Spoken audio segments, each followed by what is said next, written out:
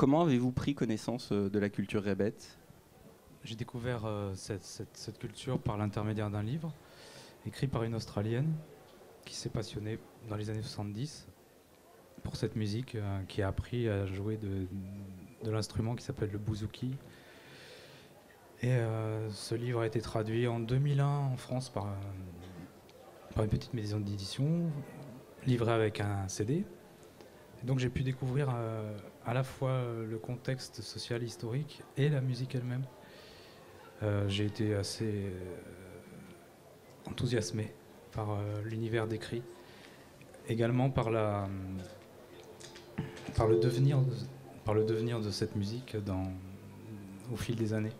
Parce qu'on part d'une culture très, très underground, disons, jouer dans des milieux interlopes, presque le milieu, tout simplement. Et finalement, elle arrive à conquérir le cœur de la Grèce et est devenue maintenant une musique qui fait partie intégrante de l'identité grecque. Même. Avec toutes les déperditions et les questions que ça pose sur la place de la marge, de la marginalité dans une société et comment la société peut la récupérer, entre guillemets. Alors justement, ce thème, cette association de thèmes, ce mariage entre musique, esprit libertaire ou esprit marginal et poésie aussi, c'est quelque chose qui revient très souvent dans votre œuvre. C'est quelque chose qui vous porte sûrement. Ouais, c'est comme un fil que je tire petit à petit à travers les époques, puisque je pense que ça, on peut dater ça de la découverte que j'ai faite de l'œuvre de Brassens. Par ses chansons d'abord, et puis j'ai dû écouter à peu près toutes les interviews qui me tombaient sous la main de lui, lire beaucoup d'œuvres, dont un roman que j'ai fini avec Étienne Davodo par adapter, un roman qui s'appelle La Tour des Miracles, où il décrit aussi une communauté vivant un peu à l'écart, ayant rompu les amarres avec la société bourgeoise, disons. Et puis de Brassens, j'ai tiré le fil, enfin c'est Brassens qui a tiré le fil jusqu'à Villon. Et la curiosité m'a poussé dans ses bras. Donc j'ai travaillé aussi sur ça, puisque après, moi j'ai besoin du dessin pour non pas m'emparer, parce que c'est pour mieux saisir les choses en fait. Alors justement, à propos de dessin, quelque chose qui caractérise votre œuvre aussi, c'est, on va dire, une plasticité. Vous avez un éventail d'esthétique assez large. Et j'aimerais savoir pourquoi vous vous dirigez vers telle ou telle esthétique en fonction des albums, notamment celui de Rebetiko. Par exemple, vous revenez vers une esthétique, je dirais, un peu plus académique. Écoute, ça tient au fait que chaque personne a sa propre voix, et quand on est confronté à des scénarios ou à des univers comme celui de Brassens ou Villon, celui des Rébêtes également, ils ne parlent pas de la même voix. Donc j'essaie de m'immerger dedans et de voir comment quel dessin va sortir en fait, quel dessin va être le plus adapté. En l'occurrence, pour le Rebetiko, puisque c'est une culture quasiment inconnue en France, mais qui parle d'un milieu un peu souterrain. J'avais envie d'aborder ça avec effectivement un graphisme un peu peut-être académique, disons, enfin une forme de dessin classique qui permette de rentrer en douceur. C'est un peu une ruse, si tu veux, c'est un peu une illusion pour qu'on puisse accepter ces idées qui sont sous-jacentes et qui sous-tendent toute la culture rébête et l'album aussi. Parce qu'il y a beaucoup de notions subversives quand même, je pense, dans cet album malgré tout. Alors soit je pouvais prendre l'option de les cracher comme ça à la face des gens, ou alors essayer de les amener doucement, quoi. Pour donner un peu de surprise et voilà. Alors comment on amène cette douceur? Par le biais des couleurs, de l'atmosphère, des corps, des expressions? Ouais, Moi, je me suis attaché beaucoup aux personnages et aux soins de leurs attitudes pour qu'on puisse ressentir peut-être chaque émotion. Et ensuite, après, c'est l'histoire. Et les couleurs servent à... Alors, mon dessin est quand même assez... Bien qu'il soit un peu...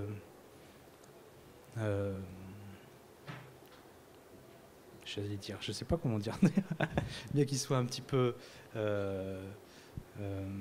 Épuré? Non, pas épuré. Qu'il soit un petit peu... qui reste concentré, on va dire, Ouais. sur une même ligne. Il y a quand même des sautes, des variations en fonction des moments dans la journée, puisqu'on suit une journée. Et Oui, le trait se grasse parfois, voilà, il s'affine. tu vois, il y a des sautes d'humeur, on va dire. Et les couleurs servent à indiquer le temps qui passe, donc du lever à l'aube suivante. Et c'est ça qui crée aussi l'unité, à mon avis. Moi, je voudrais aussi vous poser une question sur l'écriture maintenant, parce que Rebetiko, c'est aussi le premier long album. Vous aviez fait des albums plus petits, peut-être plus mineurs, mais là, c'est le premier album que vous faites seul. Depuis donc 2001, j'ai essayé de m'en défaire, et puis il est revenu à la charge sans arrêt. Donc, au bout d'un moment, j'ai essayé toutes les stratégies possibles, puisque je raconte l'histoire de cinq amis. Cette histoire emprunte pas mal à mon propre vécu et donc à des amis proches. Je leur ai demandé à un moment d'écrire chacun leur voix, si tu veux. C'était une manière encore de faire un travail collectif. C'est agréable de travailler aussi collectivement, d'être une bande d'amis et d'avancer ensemble. Et puis bon, pour des raisons techniques, c'est impossible, quoi. Très très difficile. Finalement, je suis resté seul et je pouvais pas laisser tomber ce sujet où il me laissait pas tomber, donc je m'y suis collé.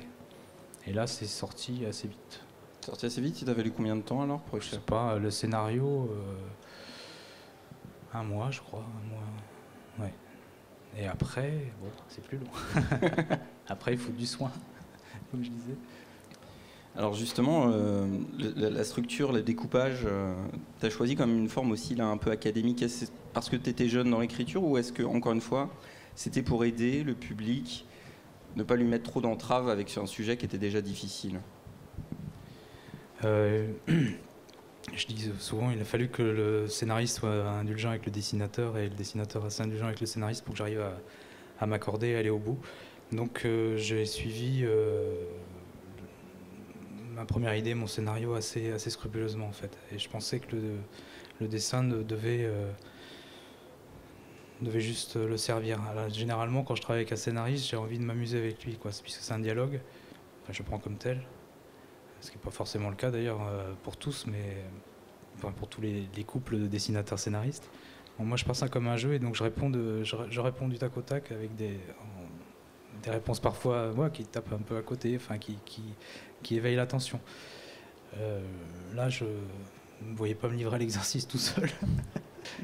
Maintenant, tu désires continuer à écrire seul ou tu vas comme ça alterner encore des collaborations? Oui. Là, j'entame un projet collectif. On est 6 auteurs, mais qui travaillons chacun dans notre coin après sur nos propres histoires, mais avec une part commune. C'est un projet sur l'art pariétal. Voilà. Pour tout vous dire, donc on a fait des visites de grottes pendant 2 ans. De grottes ornées, alors dans le sud-ouest essentiellement. Ça tombe bien, on mange pas mal aussi là-bas, donc on était égayé par quelques confits et vins rouges. Et puis ensuite on plongeait dans des grottes face à des dessins millénaires. C'est assez passionnant, quoi, confronté à la notion de représentation aussi. Qu'est-ce qu'on nous aujourd'hui on peut représenter? Alors que là, la question, visiblement, était évidente pour les dessinateurs de l'époque. Bon, c'est un jeu sur la confrontation entre nos regards d'aujourd'hui et nos dessinateurs, enfin, une longue chaîne de dessinateurs, quoi. Donc c'est vraiment un ouvrage collectif, on se réunit, presque une société secrète, on a des petits codes, des petits machins, des signes de main, des tout. C'est un bonheur de vivre ça. Et parfois, il faut plonger aussi seul dans d'autres régions. Et je voulais savoir pourquoi, pour toi, qu'est-ce qui faisait vraiment l'essence de ton rapport à la bande dessinée, quoi.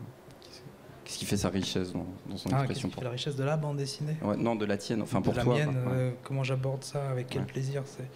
Moi, d'abord, c'est que ça reste un moyen de découper les instants. Je pense que quoi qu'il arrive, c'est cet espace aussi entre les cases qui reste...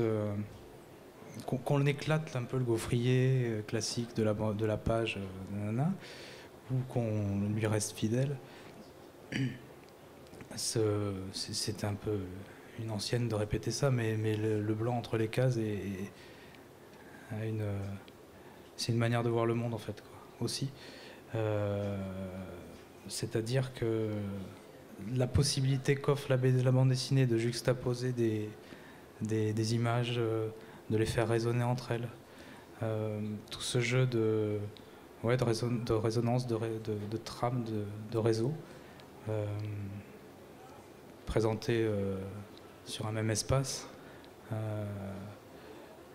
avec malgré tout un fil temporel, c'est pour moi une palette infinie, quoi. Donc elle n'a pour moi aucune limite, sauf celle que chacun de nous a. Mais moi je pense qu'elle peut porter tous les états d'âme, à peu près. Merci beaucoup, David. Merci.